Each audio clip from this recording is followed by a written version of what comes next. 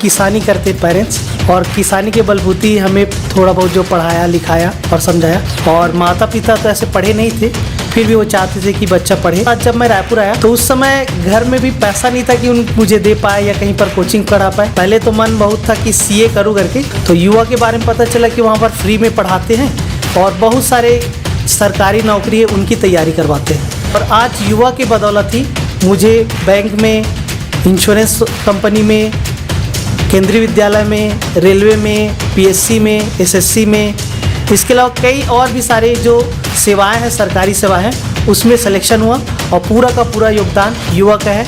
और युवा के बदौलत आज मैं इस प्रशासनिक अधिकारी के पद पर कार्यरत हूँ। नमस्कार, मैं महिमा शर्मा, स्वागत है आपका पहुना.in में। आज हमारे साथ हैं देवलाल साहू, जो कि एक एडमिनिस्ट्रेटिव ऑफिसर हैं और इन्होंने यहाँ तक पहुँचने में कई सारी चुनौतियों का सामना किया है। तो आइए इनसे जानते हैं इनकी चुनौतीपूर्ण जिंदगी के बारे में।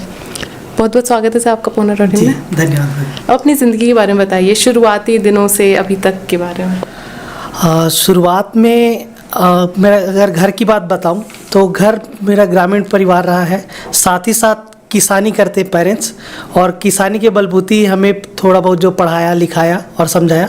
और माता पिता तो ऐसे पढ़े नहीं थे, फिर भी वो चाहते थे कि बच्चा पढ़े। उसके बाद फिर मैंने पढ़ाई शुरू किया। 12th तो जैसे जैसे करके निकल गया, लेकिन 12th के निकलने के बाद हमको लगा कि हम आगे क्या करेंगे, हमारा फ्यूचर क्या होगा, हम किस तरह से सरवाइव करेंगे, हमें क्या बनना है, इसका कोई भी आइडिया नहीं था।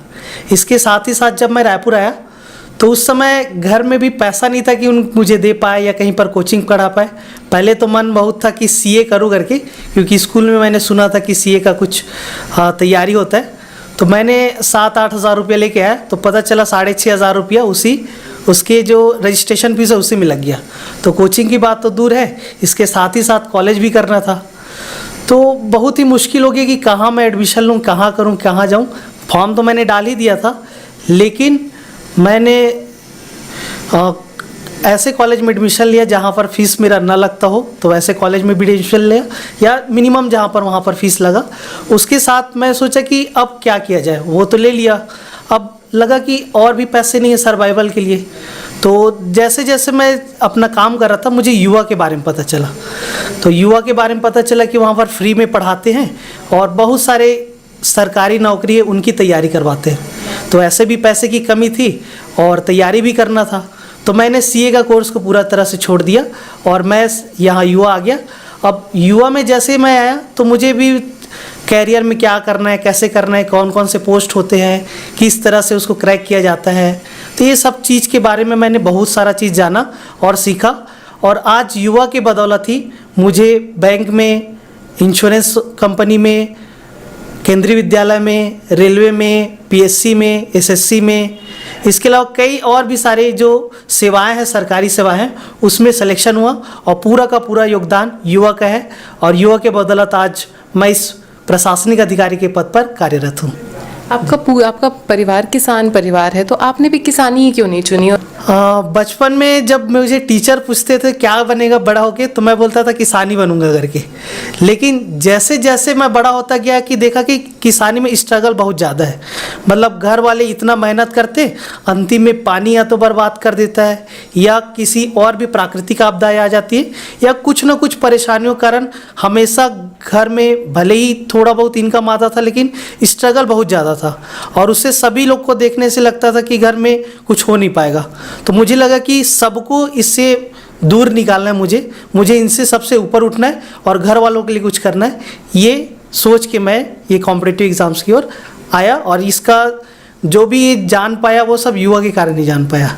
आपने रायपुर ही क्यों चुना? रायपुर ही आने का क्यों सोचा आपने? रायपुर घर के पास था और सबसे बड़ा शहर था और राजधानी भी था, और सभी दोस्त लोग भी यहीं पर आ रहे थे, तो इसीलिए मैंने रायपुर को ही चुना था। आप जब यहाँ आए तो कई आपको गलत संगति भी मिली होंगी, तो आपने अपना सही रास्ता कैसे चुना? हाँ, सही बोले कि गलत संगति तो बहुत मिली, और गलत संगति में ही था। और कई सारे लोग जब धीरे धीरे युवा भी आना शुरू किया तो कई लोग बुराइयां भी करने लग गए कि कहाँ जाता है, वहाँ लड़कियों के साथ बैठता होगा, बात करता है, इधर उधर घूमता होगा। कई प्रकार के ऐसा बोलने वाले भी मिले। लेकिन मैंने सोचा कि अपना लक्ष्य जो है वो है आगे बढ़ना, और जीवन में आगे बढ़ना है तो फिर ये सारा चीज़ को दूर करना पड़ेगा। और मैंने सिर्फ एक ही चीज़ ठाना कि एक बार बन जाऊंगा, उसके बाद फिर हमारी ज़िंदगी रहेगी, हम किस तरह से उसको जिए वो हमारे ऊपर डिपेंड रहेगा। अब सिचुएशन ऐसा हो गया कि मैं अच्छी ज़िंदगी जी रहा हूँ और जो मेरे पीठ पीछे बुराई करते थे या मुझे कुछ बोलते थे या गलत संगति वाले जो लोग थे, वो लोग आज मुझे ही देख के मोटिवेट होते और वो सोचते हैं कि काश मैं उस समय ऐसा काम कर लिया रहता। युवा रायपुर में आपका सफ़र कैसा रहा? देखिए, युवा रायपुर ही मेरा पूरा ज़िंदगी का सफ़र वही बनाया है, क्योंकि इसके पहले हमको कुछ पता ही नहीं था। युवा से ही हमको सारी चीज़ें पता चला, गवर्नमेंट जॉब के बारे में पता चला, और जैसे जैसे हम एक दूसरे को जानते गए, एक दूसरे का सहयोग मिलता रहा है और हम एक दूसरे को ही पढ़ा के, राजीव सर का इसमें बहुत बड़ी भूमिका है कि उन्होंने एक तो हमारे सर्वाइवल के लिए सबसे पहले कि एक ऐसा कोचिंग इंस्टीट्यूट उन्होंने खोला जो फ्री ऑफ कॉस्ट में हमको पढ़ाते हैं। साथ ही साथ वहाँ जो भी मेंबर्स आए सभी के सभी उसी अच्छे मन से ही आए और सभी ने एक दूसरे का सहयोग किया और आगे बढ़े। साथ ही साथ जैसे हमको पैसे भी कमी थी तो कुछ खर्चे चलाने के लिए पैसे चाहिए थे, तो राजीव सर के माध्यम से ही हमें कई सारे उनके जो ऑफिस वाले हैं या फिर और कहीं कहीं जगह वहाँ उन्होंने ट्यूशन के लिए हमें भेजना शुरू किया। तो उस बदौलत हमारा कुछ इनकम होता था और उस इनकम से हम सर्वाइव करते थे और उसी इनकम से सर्वाइव करके आज हम पोस्ट पा पाए। आज आप इस पद में पहुंच गए, तो आज आप राजीव सर को कैसे थैंक यू बोलना चाहेंगे? राजीव सर का ये सपना है कि उन्होंने जो मशाल आगे बढ़ाया है शिक्षा के माध्यम से, जो प्रतिभा संपन्न बच्चे हैं वो आगे पढ़ाई करें अच्छे से, तो मैं और उनका उद्देश्य भी ये है कि उनका जो मशाल है वो आगे तक जाए, छत्तीसगढ़ के हर एक प्रांत में जाए, भारत तक पूरे सभी जगह में जाए।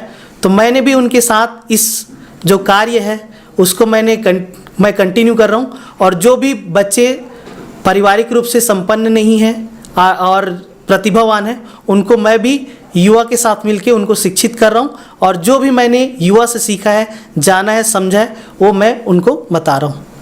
बहुत बहुत धन्यवाद आपका पहुना.in को समय देने के लिए। जी thank you ma'am, thank you. लगातार खबरों के लिए बने रहिए पहुना.in के साथ। पहुना.in से लगातार जुड़े रहने के लिए हमारे YouTube चैनल को सब्सक्राइब करें और बेल आइकन को क्लिक करें।